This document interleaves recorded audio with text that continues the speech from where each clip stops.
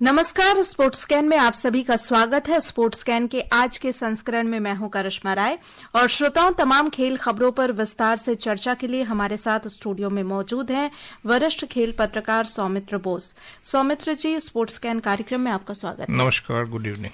तो आइए सबसे पहले नजर डाल लेते हैं अब तक के स्पोर्ट्स हेडलाइन पर। एशियाई राइफल और पिस्टल निशानेबाजी प्रतियोगिता में अनीश भानवाला ने कांस्य पदक और जूनियर पुरुष स्पर्धा में एड्रियन कर्माकर ने स्वर्ण पदक जीता। T20 क्रिकेट विश्व कप में इंग्लैंड और वेस्टइंडीज के बीच मुकाबला जारी। अन्य मुकाबलों में दक्षिण अफ्रीका ने अफगानिस्तान को और ऑस्ट्रेलिया ने आयरलैंड को हराया। विश्व कप के अपने दूसरे ग्रुप ए मैच में कल नामीबिया से भिड़ेगी टीम इंडिया और FIH प्रो लीग पुरुष हॉकी में भारत और बेल्जियम का मुकाबला जारी।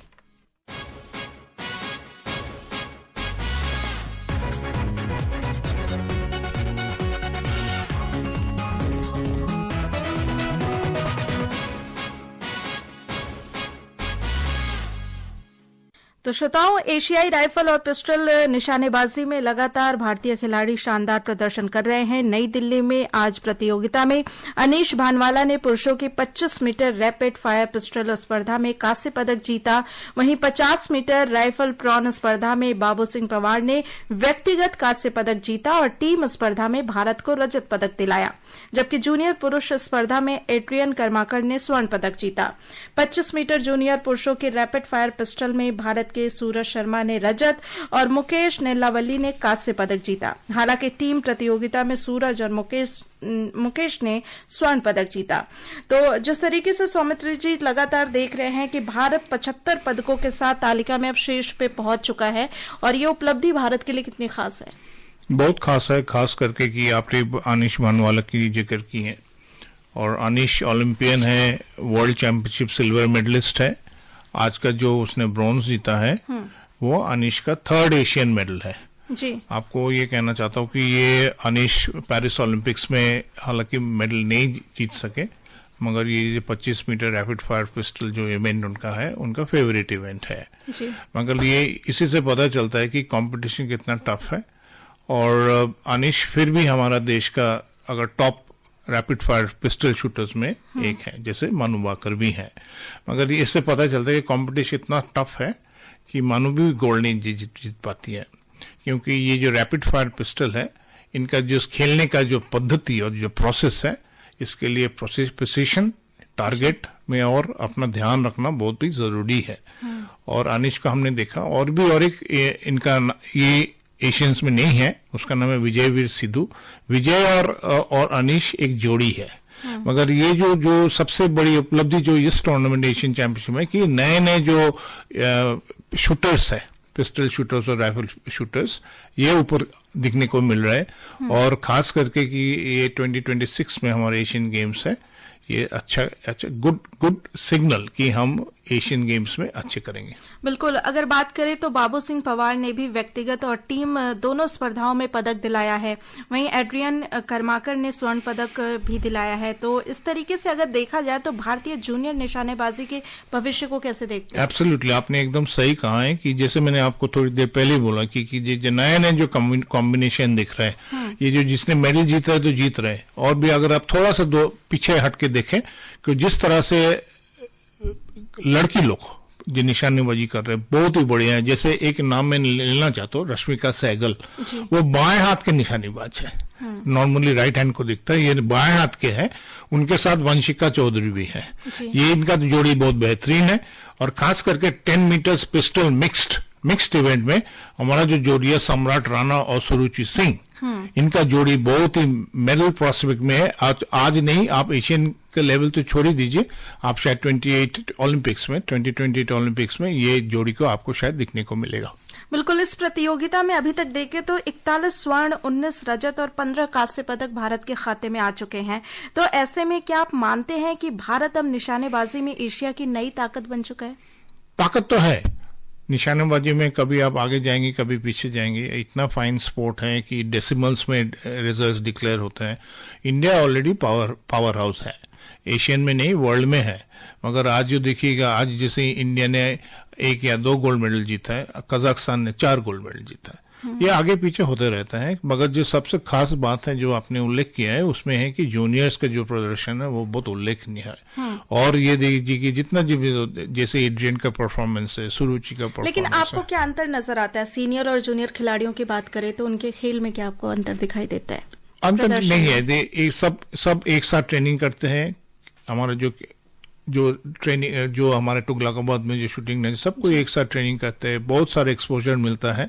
और कभी देखिएगा कभी मानू जीत रहे, कभी सुरुचि जीत रहे, ये इज अ ग्रेट साइन, क्योंकि हमारे पास टैलेंट पूल इतना है कि हम तो सोचते हैं कि सिर्फ क्रिकेट में हमारा टैलेंट पूल है, ऐसा नहीं है। शूटिंग में भी इतना बड़ा टैलेंट पूल है, जिसलिए हमको पेरिस ओलंपिक्स में इतना मेडल मिला, 3 मेडल मिला। और कुछ तो हम चूक गए, एक पॉइंट से चूक गए। मगर ये जो जूनियर्स जो है, ये जो पेरिस में जो शूटर्स गए थे ये मोस्टली जूनियर्स ही थे। मगर ये आप देखिए 4 साल में और भी मैच्योर करेंगे और भी इनके इंटेंसिटी फोकस बढ़ेंगे, एक्सपोजर बढ़ेंगे, और ये जो सिग्नल्स जो है बहुत ही बढ़िया है। बिल्कुल। तो बात क्रिकेट की कर लेते हैं। मुंबई में आईसीसी T20 क्रिकेट विश्व कप में इंग्लैंड और वेस्टइंडीज के बीच मुकाबला जारी है। ताजा समाचार मिलने तक वेस्टइंडीज ने 18 ओवर में 5 विकेट पर 167 रन बना लिए हैं। इससे पहले इंग्लैंड ने टॉस जीतकर पहले गेंदबाजी का फैसला किया था, और वहीं कोलंबो में भी ऑस्ट्रेलिया ने आयरलैंड को 67 रन से हरा दिया।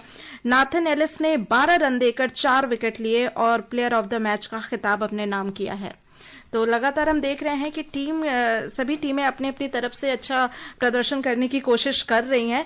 लेकिन इसमें अगर बात की जाए तो आईसीसी T20 क्रिकेट विश्व कप में दक्षिण अफ्रीका ने अफगानिस्तान को रोमांचक मैच में हराया और मुकाबले में 2 सुपर ओवर हुए और दूसरे सुपर ओवर में दक्षिण अफ्रीका ने 4 रन से जीत हासिल की। एक रिपोर्ट। पहले बल्लेबाजी करने उतरी दक्षिण अफ्रीका की टीम ने 6 विकेट पर 187 रन बनाए। दक्षिण अफ्रीका के लिए क्विंटन डिकॉक ने 41 गेंद पर 59 रन और रयान रिकल्टन ने 28 गेंद पर 61 रन की पारी खेली। दोनों के बीच हुई 114 रन की साझेदारी से दक्षिण अफ्रीका मजबूत स्थिति में पहुंच गई। डिकॉक अपने इस पारी की बदौलत T20 विश्व कप में दक्षिण अफ्रीका की ओर से सबसे अधिक रन बनाने वाले बल्लेबाज बन गए हैं। अफगानिस्तान की ओर से अजमतुल्ला उमरजई ने सर्वाधिक 3 विकेट लिए, वहीं राशिद खान ने 2 और फजल फारूकी ने 1 विकेट चटकाया। 188 रन का लक्ष्य हासिल करने उतरी अफगानिस्तान के लिए विकेटकीपर बल्लेबाज रहमानुल्लाह गुरबाज ने 42 गेंद पर 4 चौकों और 7 छक्कों की मदद से 84 रन की विस्फोटक पारी खेली। शीर्ष क्रम से साथ न मिलने के बावजूद अफगानिस्तान मुकाबले में बनी रही। निचले क्रम में अजमतुल्ला उमरजई के 22 और राशिद खान ने 20, वहीं नूर अहमद ने 15 रन बनाकर टीम को लगभग जीत दिला दी थी, लेकिन आखिरी रन लेने की कोशिश में फजल फारूकी रन आउट हो गए। अफगानिस्तान 2 गेंद शेष रहते 187 रन पर ऑल आउट हो गई। पहले सुपर ओवर में अफगानिस्तान ने 17 रन बनाए थे। इसके जवाब में दक्षिण अफ्रीका ने भी 17 रन बनाए, जिसके बाद दूसरा सुपर ओवर हुआ। दूसरे सुपर ओवर में दक्षिण अफ्रीका ने पहले खेलते हुए डेविड मिलर के 16 और ट्रिस्टन स्टब्स के 7 रन की मदद से 23 रन बनाए। अफगानिस्तान की शुरुआत बेहद खराब रही। आखिरी 4 गेंद में जीत के लिए 24 रन की दरकार थी।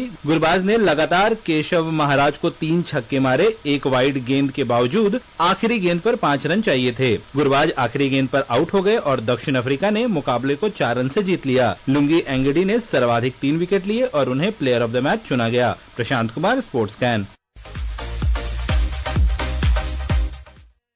तो सौमित्र जी, अफगानिस्तान ने मैच को सुपर ओवर तक पहुंचाया लेकिन जीत से चूक गया। लेकिन क्या लगता है कहां कमी रह गई? क्या दबाव के क्षण में कुछ अनुभव की कमी रह गई? कोई भी कमी नहीं रह गई। कि आप देखिए जिस टीम 1 बार नहीं, 2 बार नहीं, 3 बार टाई करते हैं, तो इसमें तो 19-20 का फर्क है। मगर ये हमको जो लग रहा है कि ये ग्रुप से न्यूजीलैंड और साउथ अफ्रीका सुपर 8 में जाने का सबसे ज्यादा चांस है। हालांकि मैथमेटिकली आप देखिएगा तो अफगानिस्तान का अभी भी चांस है, मगर आपको याद होगा कि Afghanistan last T20 world cup में सेमीफाइनलिस्ट थे। इस बार मुश्किल लग रहा है, क्योंकि जिस तरह से जो टीम जो बची है, तो शायद जीतने से नहीं चलेगा, इतना बड़ा जीतना पड़ेगा और डिपेंड करना पड़ेगा कि न्यूजीलैंड और साउथ अफ्रीका भी अपना अपना मैचेस हारें। मुझे नहीं लग रहा है कि वो हारेंगे, मगर इस तरह का मैच कोई भी टीम अगर जीतता है उसका मेंटालिटी और मोटिवेशन और भी स्ट्रांग लेवल हो जाता है। तो आप देखिएगा साउथ अफ्रीका प्रदर्शन और भी बेहतरीन होंगे। मगर सबसे दुख की बात है कि जैसे आपने रिपोर्ट में कहा कि गुरबाज का जो प्रदर्शन रहा है, वो अगर मैच लास्ट अगर छक्का मार देता तो शायद बल्ले बल्ले हो जाता है। मगर वही है कि T20 में ऐसा ही होता है कि अल्टीमेटली रिजल्ट मैटर करता है कि आप टाई करे, सुपर ओवर करे। मगर मैच रोमांचक था और एक टाइम तो मैं टीवी में देख रहा था कि इस लीग का सबसे अभी तक डेफिनेटली, और 7 करोड़ आदमी लाइव स्ट्रीमिंग देख रहा था। आप सोच ही सकते हैं कि रोमांचक मुकाबला था। तो अगर देखा जाए तो क्या लगता है कि अफगानिस्तान ने इतनी कोशिश की और कहीं ना कहीं पूरे मैच में लोगों की निगाहें टिकी हुई थी कि कुछ भी हो सकता है, कभी भी हो सकता है। एब्सोल्युटली, ये T20 का रीजन यही है, पॉपुलैरिटी का कारण यही है कि कुछ भी कभी भी हो सकता है। बट अल्टीमेटली आप देखिए करिश्मा की अल्टीमेटली रिजल्ट मैटर करता है। आपने कितना सुपर ओवर खेला, क्या हुआ, कोई फर्क नहीं पड़ता। पॉइंट्स तालिका में आप कहाँ पे है फिलहाल, तो आप देखिए जैसे मैंने कहा है कि न्यूजीलैंड और साउथ अफ्रीका 2-2 मैच जीतकर टॉप पोजीशंस में है और हर एक ग्रुप से सिर्फ 2 टीम ही जा सकते हैं। बिल्कुल, अगर इस पूरे में देखा जाए तो आप इस मैच की रणनीति कहाँ पे देखते हैं, किस तरीके से देखते हैं? कप्तानी हो, गेंदबाजी हो? फील्डिंग और बैटिंग। जिस तरह से कैच, स्पेशली एनगीडी जो आपने मैन ऑफ द मैच है, उसको जो दिस क्रूशियल टाइम में जो उसने विकेट ली है वो लेना बहुत ही महत्वपूर्ण है। और देखिए जैसे आपने कहा कि रन आउट हो गया लास्ट बॉल में, कि कुछ भी हो सकता था। मगर वही जो मैंने कहा कि गुरबाज का जो बैटिंग है, परफॉर्मेंस वाज फैंटास्टिक, मगर south Africa experience saw them through. बिल्कुल, और वहीं श्रोताओं आपको बता दें कि विश्व की नंबर 1 T20 टीम भारतीय टीम कल आईसीसी क्रिकेट विश्व कप में अपने दूसरे ग्रुप ए मैच में नामीबिया से भिड़ेगी। ये मैच दिल्ली के अरुण जेटली स्टेडियम में कल शाम 7 बजे से खेला जाएगा। और इससे पहले 7 फरवरी को मुंबई में खेले गए टूर्नामेंट के पहले मैच में भारतीय टीम ने अमेरिका को 29 रनों से हराकर अपने अभियान की शुरुआत की थी और अब भारत की नजरें लगातार दूसरी जीत हासिल करने पर होगी। वहीं नामीबिया की टीम भी वापसी करने की कोशिश करेगी। क्या कहेंगे सौमित्र जी? देखिए ये मैच में इंडिया तो फेवरेट्स है, मगर आपने जैसे बोला फर्स्ट मैच में इंडिया का क्या हुआ था, 77 रन में 6 विकेट गिर गया था। तब सूर्य कुमार यादव का एक इनिंग्स इंडिया को बचाया। तो इंडिया को हमेशा याद रहेगा कि कुछ भी हो सकता है ये गेम में, कि देखिए विकेट लेने के लिए तो चाहिए एक ही बॉल। अगर यूएसए में ऐसा हो सकता है, नामीबिया के पास एक्सपीरियंस है थोड़ा बहुत। हालांकि इंडिया और नामीबिया ने सिर्फ एक बार मैच के लिए T20 वर्ल्ड कप में, और इंडिया आराम से जीता था। मगर हिस्ट्री कुछ फर्क नहीं पड़ता कि T20 जैसे कहा है कि विकेट जो अच्छा, अभी विकेट बहुत बढ़िया है, नया एकदम फ्रेश विकेट है। और नामीबिया कोशिश करेंगे, क्योंकि जैसे हम अंग्रेजी में बोलते हैं कि Namibia has nothing to lose, India has everything to lose. तो वो तो अपना आराम से खेलेंगे, उनका जो एकदम मस्ती से क्रिकेट मैच खेलेंगे। इंडिया को देखना पड़ेगा कि अपना जो रिसोर्सेस है इतना स्ट्रांग है, उसको ठीक से इस्तेमाल करे और नामीबिया को कंट्रोल करके मैच जीते। बिल्कुल, लेकिन क्या लगता है घरेलू मैदान का फायदा भारतीय टीम को होगा? वो तो होगा ही। देखिए नामीबिया इतना बड़ा चैलेंज तो है ही नहीं, मगर ये जो जैसे यूएसए जैसा मैच है, नामीबिया जैसे, there are good preparation for the big matches. वहीं FIH प्रो लीग पुरुष हॉकी में भारत और बेल्जियम के बीच मुकाबला जारी है। ताजा समाचार मिलने तक मुकाबला 1-1 की बराबरी पर है। यह मुकाबला राउरकेला के बिरसा मुंडा अंतर्राष्ट्रीय हॉकी स्टेडियम में खेला जा रहा है। और कल खेले गए मुकाबले में पूर्व विश्व और ओलंपिक चैंपियन बेल्जियम ने अर्जेंटीना को 5-3 से हराया था। तो क्या लगता है सौमित्र जी, ये टूर्नामेंट कितना इम्पोर्टेंट है? बहुत इंपॉर्टेंट है, क्योंकि FIH प्रो लीग अगर इंडिया टॉप में फिनिश करेंगे तो इसको 2028 लॉस एंजलिस ओलंपिक्स के लिए पूरा टिकट मिल जाएगा। 2026 इंडिया के लिए बहुत महत्वपूर्ण है, क्योंकि देखिए इंडिया एशिया कप जीत के वर्ल्ड कप के लिए क्वालिफाई किया है और यूरोप में अगस्त में आपका वर्ल्ड कप भी होंगे। अगर वर्ल्ड कप जीतेंगे तो फिर भी वो उसी से क्वालिफाई करेंगे। मगर ये जानना जरूरी है कि लास्ट जो FIH प्रो लीग है उसमें इंडिया लास्ट फिनिश किया था 8th को। तो ये बेल्जियम अर्जेंटीना जो है ये दुनिया में सबसे बड़ी टीम्स है। और लास्ट कल जो मैच हुए थे बेल्जियम ने 5-3 हराया था अर्जेंटीना को, 2 गोल डाउन के बाद। फिर भी ये टूर्नामेंट में इंडिया का होम एडवांटेज जो आपने क्रिकेट में कहा कि उसको बिरसा मुंडा का जो होम में लेके नेक्स्ट राउंड के लिए इंडिया को ये टूर्नामेंट जीतना अच्छा जरूरी है। बिल्कुल, तो श्रोताओं अब समय हो चला है आपसे विदा लेने का। कल फिर मिलेंगे कुछ और ताजा खेल खबरों के साथ। सौमित्र जी, आप हमारे स्टूडियो में आए, तमाम खेल खबरों पर हमारे साथ चर्चा की, इसके लिए आपका धन्यवाद। और श्रोताओं, इसी के साथ स्पोर्ट्स